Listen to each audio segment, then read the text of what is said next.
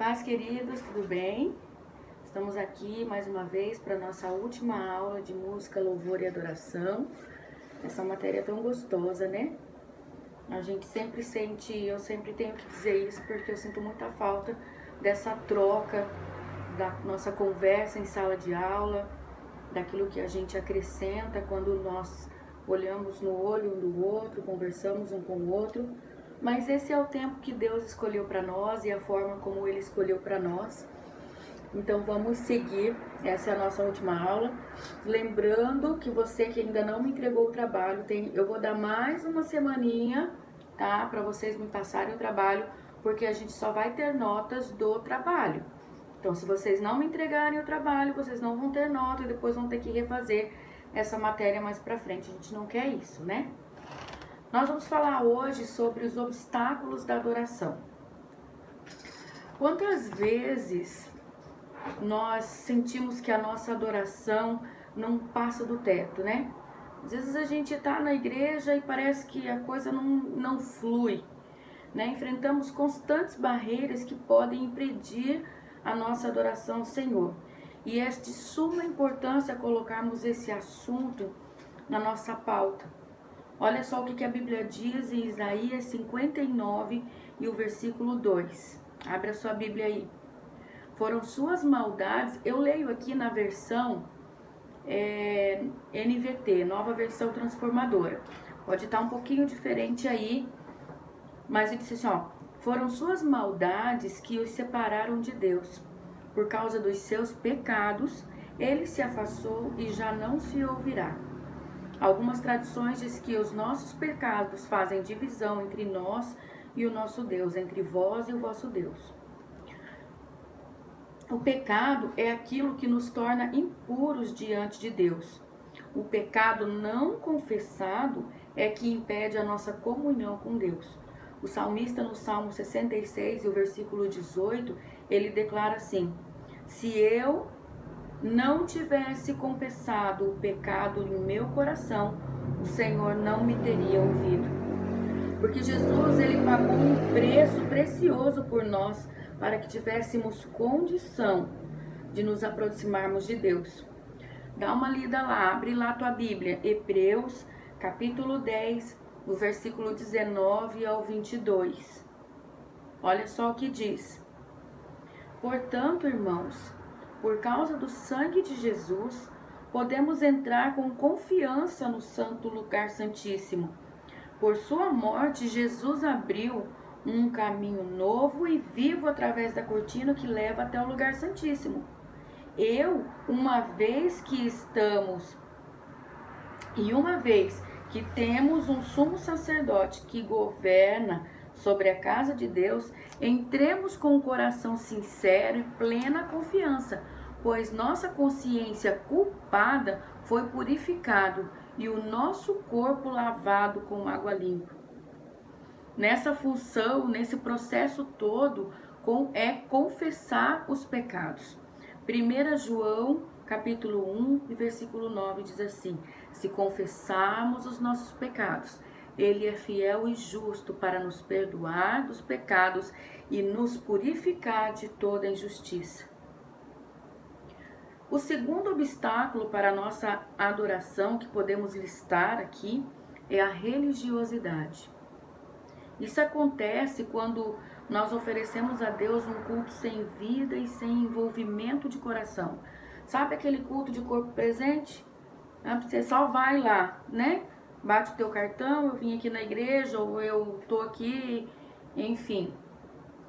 Às vezes até no nosso momento pessoal com Deus, a gente só tá de corpo presente, né? Para manter ali uma rotina, para não perder o momento, a gente tá ali só de corpo presente. Um culto, uma adoração litúrgica e cheia de ritos e tradicionalista. Jesus nos adverte sobre esse comportamento em Mateus 15, no versículo 8 e 9, referindo-se a uma palavra do profeta Isaías, que está lá no capítulo 29, quando ele profetiza sobre Jerusalém. Jesus diz assim, ó: esse povo me honra com os seus lábios, mas o seu coração está longe de mim. Sua adoração é uma farsa, pois ensinam leis humanas pois ensinam leis humanas como se fossem mandamentos divinos. Lá na página 89 da nossa apostila, tem uma observação que diz assim: estude a diferença entre tradicional e tradicionalismo. Então eu quero aqui rapidamente fazer uma distinção entre essas duas palavras, porque tradicionalismo, rotina, negligência e preguiça são algumas faces da religiosidade. Você vai ver que aí na apostila ele coloca como obstáculos para a adoração a rotina, o tradicionalismo, a negligência e a preguiça. E eu coloquei eles como faces da religiosidade, né? São faces da religiosidade. Assim como o amor ao mundo e a negligência e as ilegalidades são faces do pecado, tá bom? Então tá tudo englobado aquilo que está escrito na apostila com aquilo que eu estou ministrando aqui agora. Voltando à nossa distinção entre tradicionalismo e tradicional, diz assim: no tradicionalismo, o homem e as instituições são o centro e a razão das coisas. No tradicionalismo, se valoriza mais a organização do que o organismo. O tradicionalismo está centrado no ego, valoriza a aparência e o passado. Já por sua vez, o tradicional caminha olhando para frente, se espelhando na fé dos cristãos do passado. O tradicional liga o passado ao presente, sinalizando um futuro promissor. O tradicional considera os erros do passado, visando acertos do presente, como matéria-prima para a construção de um futuro. Para finalizar, eu espero que tenha ficado claro isso. Eu vou colocar isso lá no nosso grupo do WhatsApp para vocês com mais clareza essa definição. Para finalizar esse assunto, eu quero acrescentar nessa lista de obstáculos algumas outras coisas, como falta de amor, raiz de amargura, né? Toda a base do Evangelho de Jesus foi baseado no amor. 1 Coríntios 13 já fala sobre o amor, né? Se eu posso falar a língua dos homens e dos anjos, se eu não tiver amor, nada eu serei. Enfim, os textos, os mandamentos de Jesus foram baseados, Jesus condensou todos os mandamentos em apenas 2, amar a Deus acima de todas as coisas e ao próximo como a ti mesmo, né?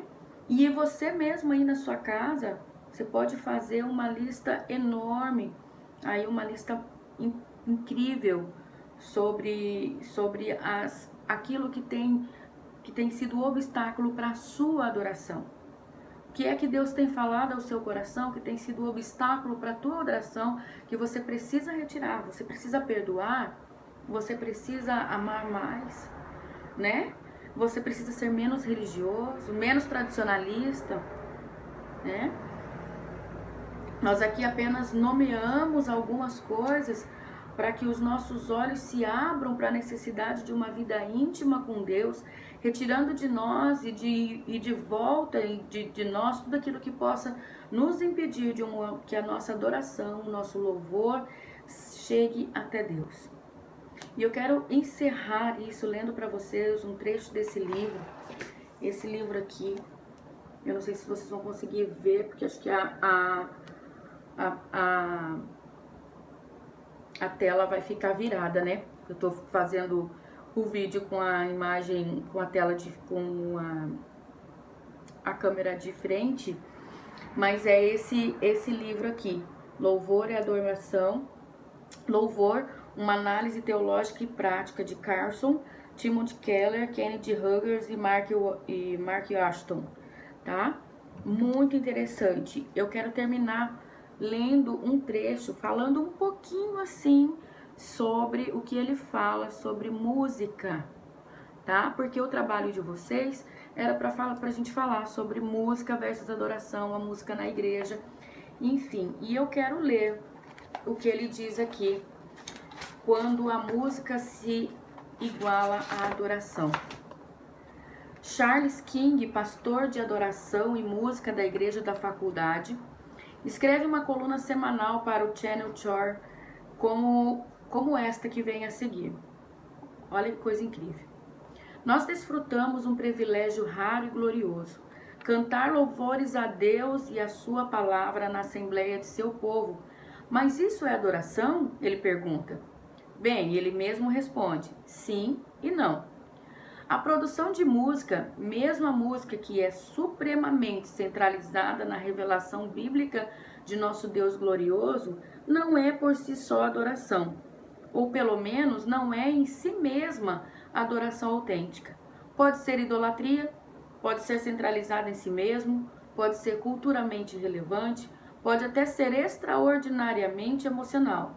Mas quando a música é feita para adoração, não é nenhum segredo que aqueles que se preparam e lideram também recebem o maior benefício de seus trabalhos.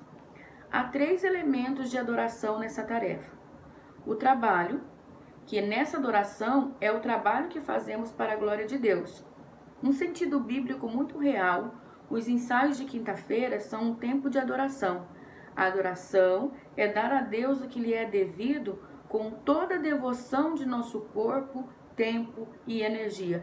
Isso eu quero repetir. Adoração é dar a Deus o que lhe é devido com toda a devoção do nosso corpo, tempo e energia. A segunda coisa que ele diz, o segundo elemento, é preparação. Nossa adoração é o que fazemos com o nosso coração e nossas mãos. Quem poderá subir no Monte Santo do Senhor? Quem poderá entrar no seu lugar santo? Aqueles que têm as mãos limpas e coração puro, de Salmo 24, versículos 3 e 4. Assim, para nós, não se trata apenas de uma obra musical, mas a conexão do nosso coração e de toda a nossa vida com o que cantamos. Segundo é a liderança. Terceiro é a liderança. Fazer música na adoração coletiva nunca é para nós mesmos, mas sempre com o objetivo de atrair os outros para uma compreensão alegre do que aprendemos e cantamos. Liderar é adorar quando se torna o fruto dos lábios de que confessam o seu nome, como diz Hebreus 13 e 15.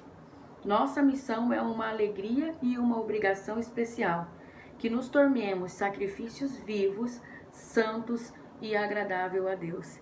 E ele termina dizendo: cante. A Bíblia diz que quem está alegre, cante louvores. Que Deus abençoe você, que esse tenha sido um tempo precioso para você, para nós, e que a gente possa em breve estarmos juntos, trocando todas as experiências tão gostosas em sala de aula, viu? Deus abençoe, um abraço e até a próxima.